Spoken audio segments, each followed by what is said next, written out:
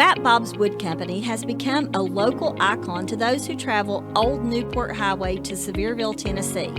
Located on the side of the road, his realistic-looking black bears have been drawing attention to passers-by since 2018. Having learned the skill from his father, the owner, Robert Rairden, has more than 15 years' experience in custom wood carving. Not only does he sell his unique pieces, but I found out that he also donates them to an organization that helps raise money for St. Jude's Children's Research Hospital. Join me today as I take you on a tour of where he brings his art to life.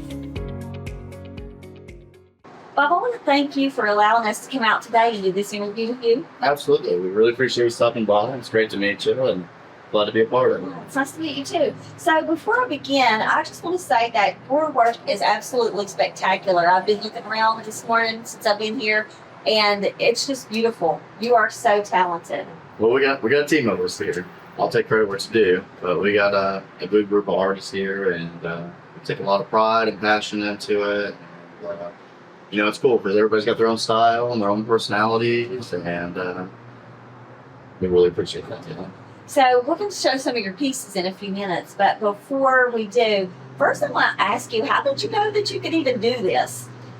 I kind of tripped and fell, and decided I liked it. My dad and I moved up from Florida. I'll make a long story short, but my uncle's a carver, and so when we moved up here, he took me into his land, and kind of from there, started when I was 15, and did it ever since. Yeah, so what did you do? Just pick up a chainsaw and you just kind of just started carving and you knew you could do it, or? No. No, well, yes and no. So it's been a journey. It's been an amazing journey. The pieces have grown so much, and so a lot of it's like trial and error stuff, and so part of it's just doing it. Just getting started is probably the hardest part. But it's been years and years and years of practice and try new things. Some of it works, some of it doesn't. A lot of the very nice people in the beginning, you know, helping support everything, and family and friends. Well, as I said in the intro, you've been open since 2018, yes. 2018. So I actually moved down here January 2nd, 2018. And since I've been here, I remember looking over here. Every time I drive by, I always look over and I'm fascinated. And I've seen you work. I've seen others work, I guess. I've seen people carving. And it's just so fascinating to me how you can take a tree but you can see an animal in it, where I just see a tree. So, well, it talks to you, as weird as that sounds, you know. So like the first couple of cuts getting into it are generally the same. You're just kind of getting the shape for the head, and then after that it's all little things. And so like part of my process is just kind of softly laying everything out, kind of drawing it on with the chainsaw, and see if I need to adjust stuff, how it's laid out, and then at the very end come back and see if I find the real part and do some details, something like that. So another question I want to ask is, were you an artist growing up? Did you draw? Did you sculpt? Anything like that? Yeah, I was a handful when I was a kid. So I was into drawing, I was into music, I was into like theatrical art, so like anything that was challenging or dealing with my hands or things like that was something I always gravitated to. Now I never knew I'd be wood carving. I didn't even know that existed until I moved to Tennessee. So yeah, I've always been into anything like outside of it.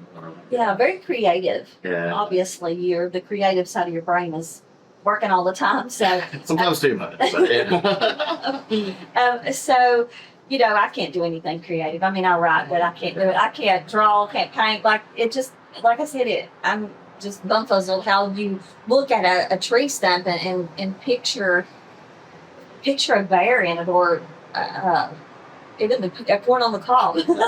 But then what really fascinates me is how you make that first cut. So explain to me the process. And so you have it in your mind. You're seeing, you said it speaks to you. It does. So you're seeing that bear in that tree. How do you know what to cut and what not to cut?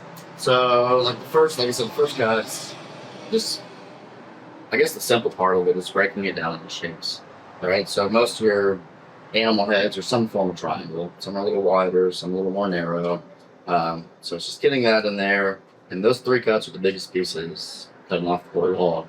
After that, it's all just little stuff, and it's really just sometimes cutting and forming, and I'll be honest with you, like, I'll have an idea starting into it, but by the time the piece is done, my mind's changed 30 times, because it's like one little cut can change the entire thing, So unless it's something like very specific that somebody's wanting, just like the freestyle part of it is, it's the exciting part. It's my favorite part of the whole process. It's just the whole world disappears.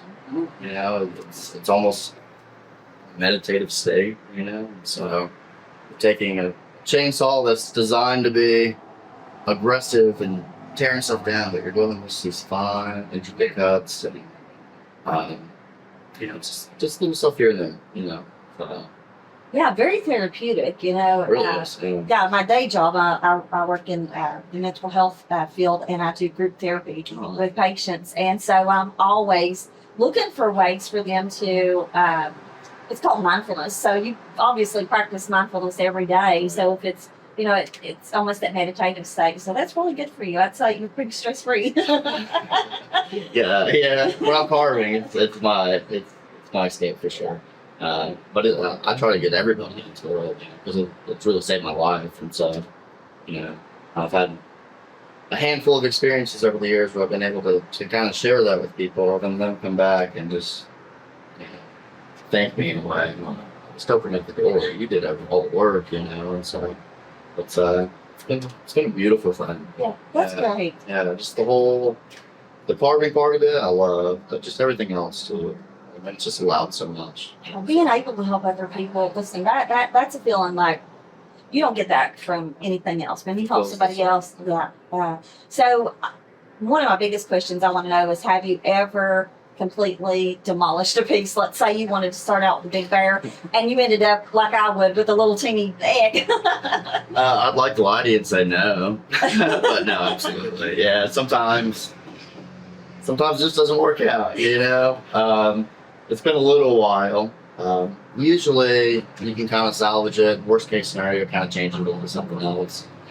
But yeah, I've made a lot of exotic fire with it. I was going to say, I was just like, do you take the mistakes that you make home and burn it from the fire range? Or we burn it here, or just kind of like put it to the side or something. Comes in handy in the winter, I guess. Yeah, for sure. Yeah.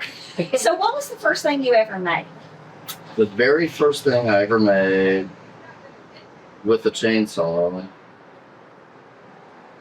was a whale tail. Oh, wow. And I thought it would be so easy. I was naive, right? So I think I was 16 or 17. And I don't know what, I watched a show or something. And I was like, I want to do one of those tails. Super easy. It was like the most difficult thing I remember at the time. It was awful. It was fun. Then I got away from that and focused on doing the bears and stuff. So, well, obviously marine life isn't your forte. No, Maybe. Gosh, no, yeah. Mountain life is. It is, yes. I'm a mountain man for sure. Yeah, so speaking of mountain life, we know that the Smoky Mountains are known for their black bears. And so you're right on the highway here where tourists pass by all day long. Are the bears your best-selling carvings to the tourists? 100%.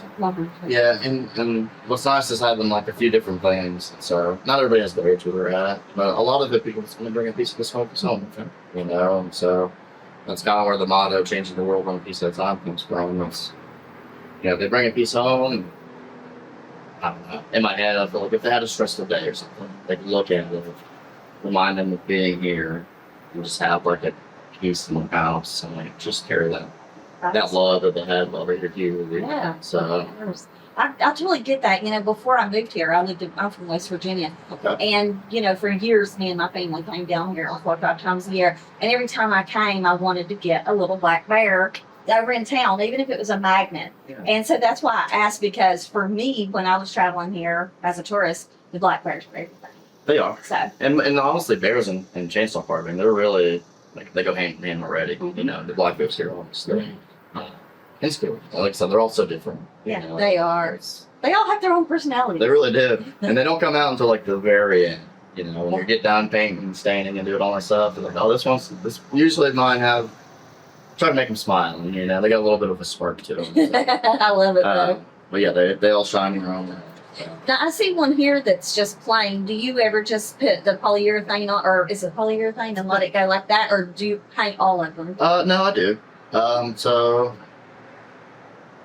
we do more of like probably the fully finished. So that's as far as I'll take it with machine. So I'll let it work out.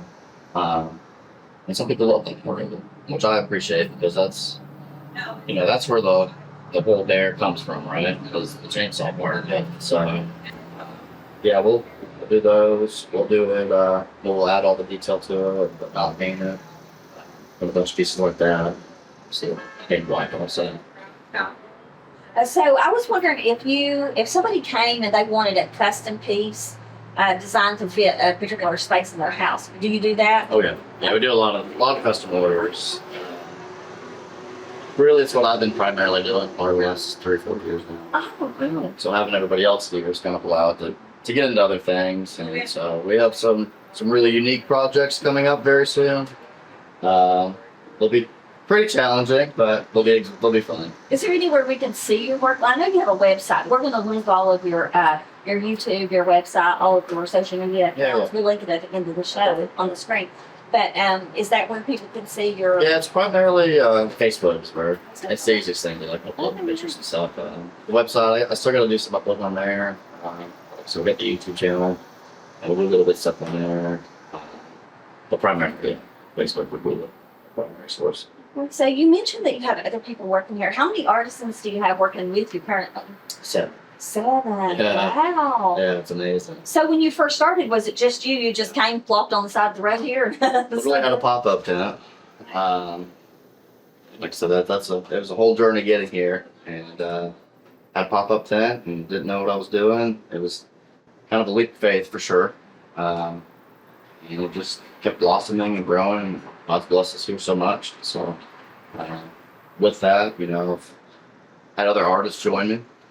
And we kind of inspire each other and motivate each other. Well, a few of them are out of town, so they'll come there a couple days a week. But it's awesome because, you know, being able to look at them, and I love watching people carve, you know, because our perspectives are so different.